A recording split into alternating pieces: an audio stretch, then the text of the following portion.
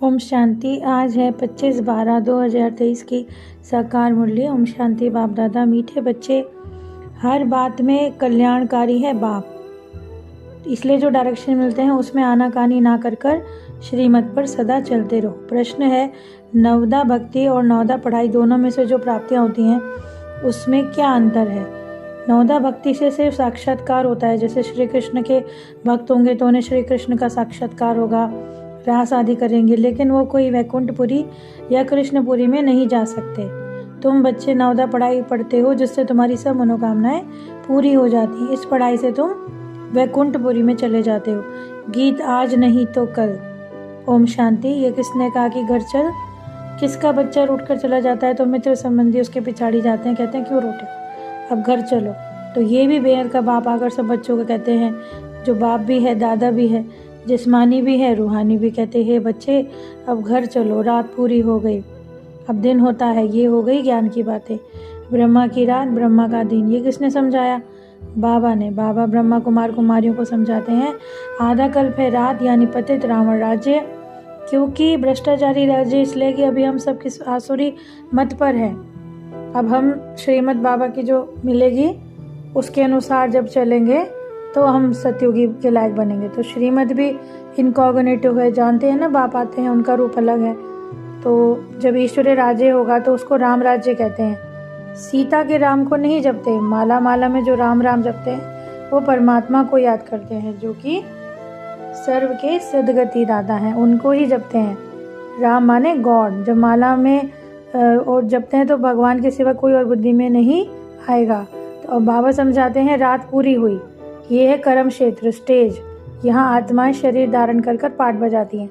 84 जन्मों का पाठ बजाना है, फिर उसमें वर्ण भी दिखाए गए हैं। 84 जन्मों का हिसाब है, किस किस रूप में, किस कुल में, किस वर्ण में आते हैं। पहले हैं ब्राह्मण, फिर सतयुगी सूर्यवंशी में 84 जन्म पूरे नहीं होते। ब्राह्मण कुल में भी पूरे 84 नहीं होते, वो तो भिन्न भिन्न नाम रूप देश काल में होते हैं। तो सतयुगी सतो प्रधान से कलयुग तमो प्रधान में आना ही है, उसका भी टाइम दिया जाता है। मनुष्य तो नहीं समझते। अब बाबा कहते हैं मैं तुम्हें आकर समझाता हूँ, क्योंकि बाप जानते हैं ड्रामा अनुसार सब कुछ हमें भूलना ही है।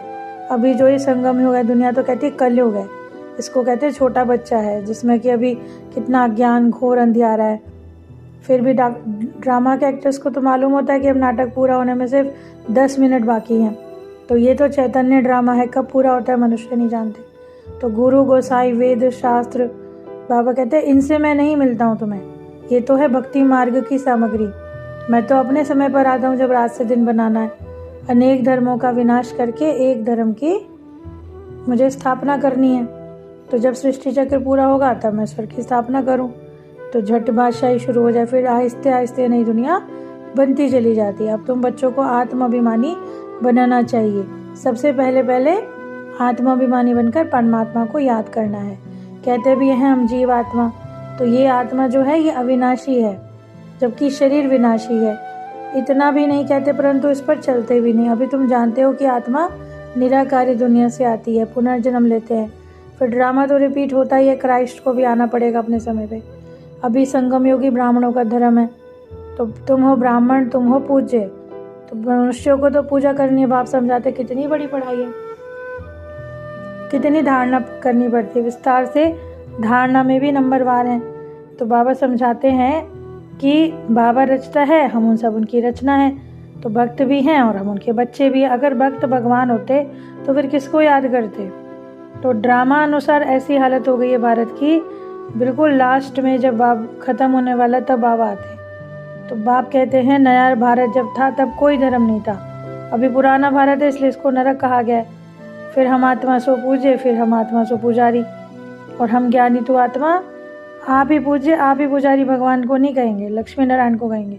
तो बाप कहते हैं कल्प पहले भी ऐसा ज्ञान दिया था, मैं आता ही कल्प के संगम युग पे हूँ, इसलिए मेरा नाम है पतित पावन। इसमें ब्रह्मा ऊपर खड़ा है, अभी सब पिछाड़ी में है। ब्रह्मा पिछाड़ी में प्रत्यक्ष हुआ तो वो भी पिछाड़ी में आएंगे, परंतु हम देवी देवता के धर्म की स्थापना करने वाला जो प्रजापिता ब्रह्मा है, जो झाड़ के एंड में खड़ा है, जैसे प्रजापिता ब्रह्मा, जैसे प्रजापिता क्राइस्ट, बुद्ध, ये सब धर्म की स्थापना करने वाले हैं। तो गुरु आदि कहते हैं, ये हमारा गुरु शंकराचार्य था, फिर जन्म बाई जन्म लेते आते हैं। तो अभी सब क्या है, तमो प्रधान स्टेज आ गई है। अब कहते हैं ना, बेहद के बाप को याद करो, देह के संबंध सब कुछ भूलो, अपने आप को अशरीरी समझकर बाप को याद करो। जितना याद करेंगे, ज्ञान की धारणा करेंगे, उतना ही ऊंचा पद पाएंगे। जितना पहले कल्प लिया था उतना ही ऊंचा पद लेंगे। तो हम बच्चों को कितना फखुर रहना चाहिए कि बाप हमको क्या बनाते हैं, राजयोग सिखलाकर विश्व का मालिक बनाते हैं। परंतु बाबा क्या कहते हैं, गृहस्थ व्यवहार को छोड़ना नहीं है। सबको अगर घर बार छुड़ा दूं तो यहाँ आकर सब बैठ जाएं। व्यवहार में भी पास करना है, सब सर्विस में लग जाओ। जिन्होंने धंधे आदि को छोड़ा फिर उन्हें दोबारा से सर्विस में लगाया, तो कुछ कोई बिगड़ भी पड़ते हैं। कोई तो समझते हैं श्रीमत में कल्याण है, श्रीमत में चलना है, तो उसमें आनाकानी नहीं करनी चाहिए, क्योंकि बाप जो है वो हर बात में कल्याणकारी है। तो वो बहुतों को समझाते भी रहते हैं, तो बुद्धि जो है चक्कर खाती है, फिर पढ़ाई को छोड़ देते हैं। तो ये है आसुरी मत, और जो बाबा की होती है वो है ईश्वरीय मत।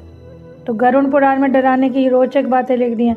तो बाबा कहते हैं ये ठीक बात है कि प्रदर्शनी में से निकलो, एक में से भी कोई 2-3 भी निकले तो भी अच्छा। प्रजा तो बहुत बननी है, तो वर्षा पाने लायक तो बहुत मुश्किल निकलते हैं। राजा रानी के तो 1-2 बच्चे होते हैं, तो उनको राजा कुल का कहते हैं। प्रजा तो कितनी ढेर बनती है, राजाएं थोड़े बनते हैं। 16,108 त्रेता के अंत में जाकर बनते हैं, प्रजा तो करोड़ों के अंदाज में होगी। तो बाबा कहते हैं ये बड़ी समझाने की बातें हैं। इसलिए बाबा कहते हैं मुझे और वर्षे को याद करते रहो। मन मना भव और मध्याजी भव, अभी तो है दुखधाम। तो बाप को याद करने से अंतमति सोगति होती जाएगी। ये है नौदा भक्ति का प्रभाव कि हमें श्री कृष्ण का साक्षात्कार हो जाता है। लेकिन वहाँ जाने के लिए हमें पढ़ाई पढ़नी चाहिए। पढ़ाई पढ़ते रहो, मुरली ज़रूर पढ़ो, नहीं तो मुरली लेकर घर में पढ़ो। कोई को कहा जाता है सेंटर जाओ, हर एक के लिए अलग अलग है। ऐसे बाबा कहते हैं दृष्टि देकर खाओ। तो बाबा कहते हैं लाचारी हालत में कोई कुछ नहीं कर सकता, बाकी सबके लिए एक जैसा नहीं है। बाबा कहते हैं किसी को कहते हैं बाइस्कोप में भले जाओ, परंतु सबके लिए एक जैसा नहीं होता। तो उन्हें भी नॉलेज देनी है, क्योंकि ये है बेहद का नाटक। कहते हैं शमशान में भी जाकर सर्विस करो। मीठे मीठे सिखले दो बच्चों प्रति माता पिता बाप दादा का याद प्यार और गुड मॉर्निंग। रूहानी बाप की रूहानी बच्चों को नमस्ते। हम रूहानी बच्चों की रूहानी बाप दादा को याद प्यार, गुड मॉर्निंग और नमस्ते नमस्ते। शुक्रिया बाबा, शुक्रिया। धारणा के लिए मुख्य सार है, बाप की हर बात में कल्याण है। समझकर निश्चय बुद्धि होकर चलना है, कभी भी संशय में नहीं आना। श्रीमत को यथार्थ रीति समझना है। आत्म अभिमानी रहने का अभ्यास करना है। ड्रामा में हर एक एक्टर का अनादि पार्ट है, इसीलिए साक्षी होकर देखने का अभ्यास करना है। वरदान है, सदा सेफ्टी की लकीर के अंदर परमात्मा छत्र छाया का अनुभव करने वाले मायाजीत भव। बाप और आप, यही सेफ्टी की लकीर है, यही लकीर परमात्मा छत्र छाया है। तो जो इस छत्र छाया की लकीर के अंदर है, उसके पास माया आने की हिम्मत नहीं करती। फिर मेहनत क्या होती, रुकावट क्या होती, विघ्न क्या होता, इन सब शब्दों से अविद्या हो जाएगी। सदा सेफ रहोगे, बाप के दिल में समाये रहेंगे। यही सबसे सहज और तीव्र गति में जाने का पुरुषार्थ है। स्लोगन है, दिव्य गुणों के सर्व अलंकारों से सजे सजाए रहो तो अहंकार आ नहीं सकता। तो आज की इतनी ज्ञानवर्धक मुरली के लिए बाबा का पद्मा पदम शुक्रिया। ओम शांति।